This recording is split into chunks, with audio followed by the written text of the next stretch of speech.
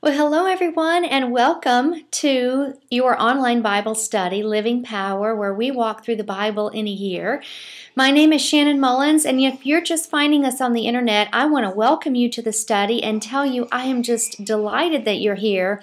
We have people finding us every single day, and if this is your first time, I just want to welcome you and tell you how pleased we are to have you.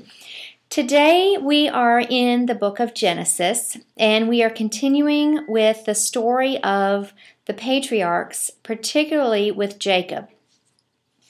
And the scripture that I've pulled out for today's lesson is Genesis 30, verse 27, and it reads, "I have become wealthy, for the Lord has blessed me because of you." And I'd like to start out today. I need to warn you, I think, because we have some workmen in the house today, and they are remodeling the master bathroom. And so they may be coming in, you may be hearing them, and I will re-record if I need to. But I wanted to warn you today that there may be just a little bit of background noise, and that is what it is. So what I wanted to do today was take you back to yesterday's reading for just a minute, because there is something that parallels yesterday's and today's reading that I think you might find interesting. If you are a political buff and love that kind of political stuff, Middle East, and you follow what's happening in the Middle East, today's lesson you're going to find super interesting, because there is something I'm going to share with you at the very end that I think will be very interesting to you. Today what I'd like to do is go back to the end of yesterday, where Rachel is outside and she sees Reuben, her nephew. Reuben's about 5 years old at this point. This is the son of her sister Leah. Rachel does not have any children. Leah has 6 boys. Now, this is a culture that values women and determines the worth of a woman by the number of children that she has, particularly sons. Rachel is downcast. She is beside herself. She has no children. She sees these mandrakes and she asks Leah to give her some. Now, I have read the Bible many times, and this particular story never struck my fancy until today.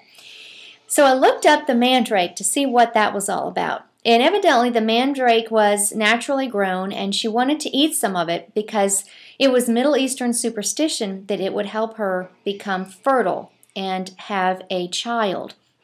So she was dibbling here in a bit of superstition as she trusted the mandrake for answering her prayer.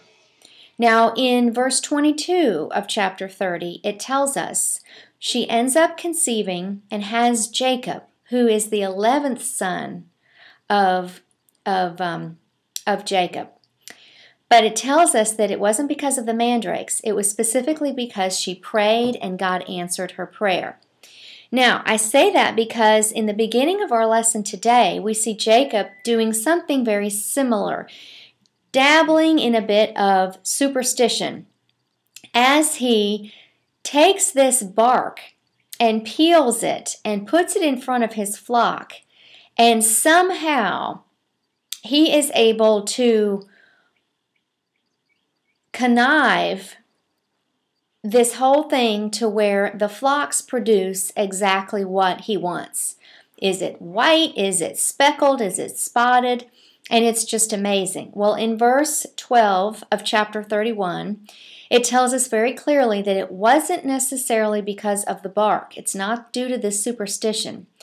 It was because God said, "I have seen how Laban has treated you, and I am doing this for you. I am blessing you." So whether we're in the home or we're in the business world, we see here that the best option to dealing with problems is to take it to God and remain faithful in the meantime. I think this also reminds me that good men and women are blessings in the places that they reside. You know, Laban became prosperous because of Jacob. So let's take just a moment. If you own a small business, if you are a supervisor and have people reporting to you, Don't let today go by without telling them how much you appreciate them and that they are a blessing. Same is true for a good husband or a good wife. They are truly blessings. Now, Jacob's wealth is increasing. It says, exceedingly. He is getting rich quick. And Laban is getting rich because of Jacob's good ability to reproduce these flocks. Now, Jacob has lived here 14 years. You remember he had to live there and work for Laban for 7 so that he could marry Rachel, and then 7 for Leah and 7 for Rachel. Now he is living there 6 additional years. During these 6 years, these flocks are absolutely increasing. So it has been 20 years since he left the home of his father and moved here. Now, I want to tell you something about the goats and the sheep and shepherds that may help you understand some of the background into this story. Eastern shepherds did not receive money for their work. They received a portion of the flock. And Eastern sheep were generally white, and the goats were generally black. So the spotted ones were very, very rare. Now, it's interesting to note that when Jacob leaves his home, he is afraid and he is fleeing Esau. You remember he thought Esau was going to come after him and chase him. Well, here he hears from the Lord, and the Lord tells him, it is time to go home. Leave this place and go. And it says that Jacob was fearful that Laban would come after him. Really, the issue was Jacob was afraid that Laban might take his wives back and would force him in some way to stay there and work for him indefinitely. It's obvious that Laban was not a completely honest man, especially in his business dealings, and Jacob had good reason to be concerned.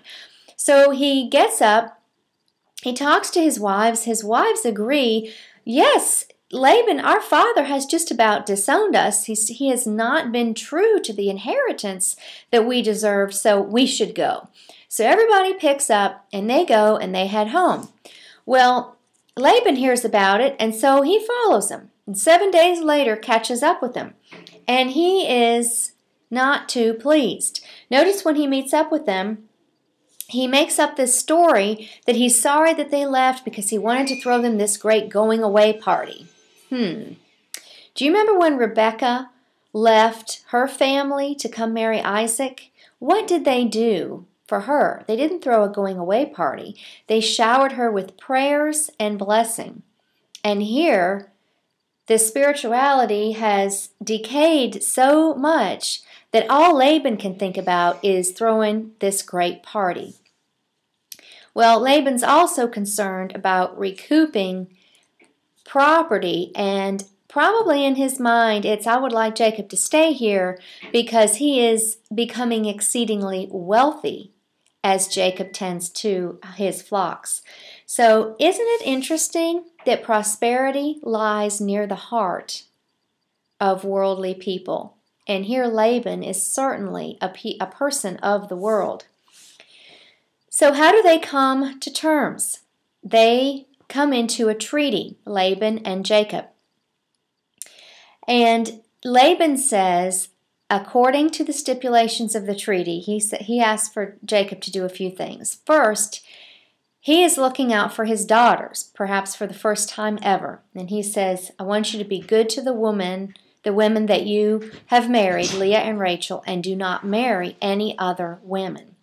He also says, do not be hostile to me. Do not come and war with me across this border, and I will not come war with you across this border. Now, you may have noticed that Laban is an Aramean, and that this treaty is very important into the life of Israel and even to today, because the border treaty was marked out sort of as a frontier in the hill country of Gilead. It was a break with the east for Israel. And because Laban was an Aramean, that means he was Assyrian. And so this is one of the first treaties that we see between Israel and Syria. And notice at the end of the treaty, in verse 49, they call on God to watch over the borders established by this treaty. And surely God, even today, is watching over the border between Syria and Israel. And so through this lesson today, we see that good men and women are blessings to the places that they reside. We learn that God honors honesty, plainness, and diligence. We see that our God is a God who pays back the injured, deals with the unjust, and defends those who commit their cause to Him.